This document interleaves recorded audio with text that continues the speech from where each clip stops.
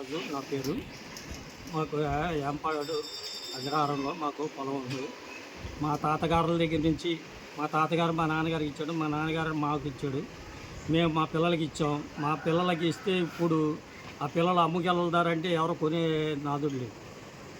ఏంటి అంటే ఈ మైకులు పెట్టి రకరకాలుగా కన్వర్ట్ చేస్తూ ఉండేప్పటికీ దాన్ని చూసి వాళ్ళు అలాగాను ఇష్టానుసారంగా మాట్లాడుకుంటాను బట్టి ఎవరో ముందుకు రాక కొనేవాళ్ళు రాక చాలా పిల్లలు పద్దాగా వచ్చి గొడవలు చేస్తూ ఉండే ఆ పిల్లలు వాళ్ళ ఇది కోసం కూడా చాలా ఇబ్బంది. మైకులు పెట్టి ఎవరండి టెలికాస్ట్ చేయించేది? ఏమని టెలికాస్ట్ చేస్తున్నారు?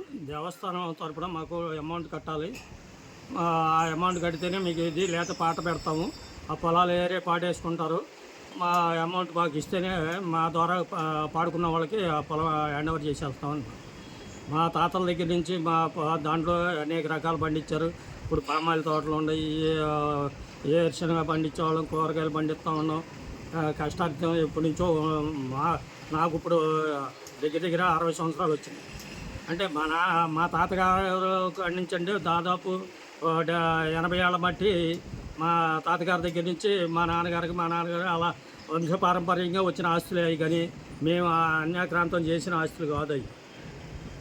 ఎవరండి మైకులు పెట్టి టెలికాస్ట్ చేయించేది? వేంపాడు దేవస్థానం వస్తే చేస్తున్నామని చెప్పి. పేర్లు కూడా ఏమన్నా వెల్లడిస్తున్నారా? పేర్లు మా భార్య పేర్లు, మా పిల్లల పేర్లు అన్నీ చెప్తా ఉంటే పేర్లు విన్న వాళ్ళు ప్రతి వాళ్ళు మమ్మల్ని అడిగి ఏంటసంగా మమ్మల్ని చూస్తూ ఉన్నారు.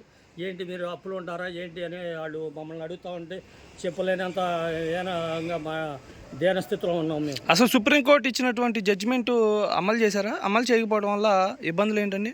సుప్రీంకోర్టు జడ్జిమెంట్ అంటారు, ఏంటి అనేది మాకు తెలియదు కదా. 1600 ఎకరాలు చెప్తేదే తప్ప వాళ్ళు ఎవరో కొంతమంది కట్టి ఉన్నారనుకోండి, వాళ్ళు కడుతున్నారని సుప్రీంకోర్టు తీర్పు ఇచ్చింది అనేది మాకు తెలుస్తూ ఉంది. మాకు చదువులు లేవు, ఏదో చెప్పుకునేదే తప్ప మేము కష్టార్థం. మేము బీసీ వర్గానికి చెందిన వారం. అలా ఇదే తప్ప మాకు ఏం జరిగిందో ఏంటో అంత లోతుగా తెలియదు మాకు. అసలు ఇప్పుడు మీరు 1600 ఎకరాలు దేవస్థానం అంటారా లేకపోతే రైతులు అంటారా? ఏమంటారు? రైతులు అనేది మాకు 70-80 ఏళ్ళ మట్టి ఉన్నాయి, రైతుల ద్వారానే ఉన్నాయి. మా తాతగారి దగ్గర నుంచి మాకు తెలిసిన వరకు అవి రైతుల కిందే ఉన్నాయి. కానీ మరి ఎన్నోమెంట్ వారు చాలా పొలాలు ఉన్నాయి, మా ఒకలానే కాదు, అట్లాంటివి చాలామంది ఉన్నాయి. కానీ ఎన్నోమెంట్ వారు మరి అది దేవస్థానం సంబంధించి అంటున్నారు. దేవస్థానం అని చెప్తున్నారు. వాళ్ళు ఏమో చేలోకి వచ్చి మమ్మల్ని చేసేది లేదు. బయట మైకులు చేసేప్పటికీ ఎవరైనా కొత్తగా పిల్లల పెళ్ళి కట్నం ఇవ్వద్దారన్నా కానీ ఆ దేవస్థానం భూముల్లో దేనికి పనికిరావు అవి అని చెప్పేప్పటికీ వచ్చే ఘటనలు కొంతమంది మా పిల్లలకైతే అయిపోయినాయి. కానీ మా తమ్ముడి గారి పిల్లలు ఉన్నారు, వాళ్ళకి రావాలన్నా ఎవరైనా బయట మా బంధువుల పిల్లలు ఉన్నారు, ఎవరైనా మాకున్న ఆస్తుల్లో ఎంతో కొంత ఇవ్వాలి కదా, క్యాష్గా ఇవ్వలేము. అవి ఇద్దారనుకున్నా కానీ వాళ్ళు సరైన ఇది అంగీకరించట్లేదు.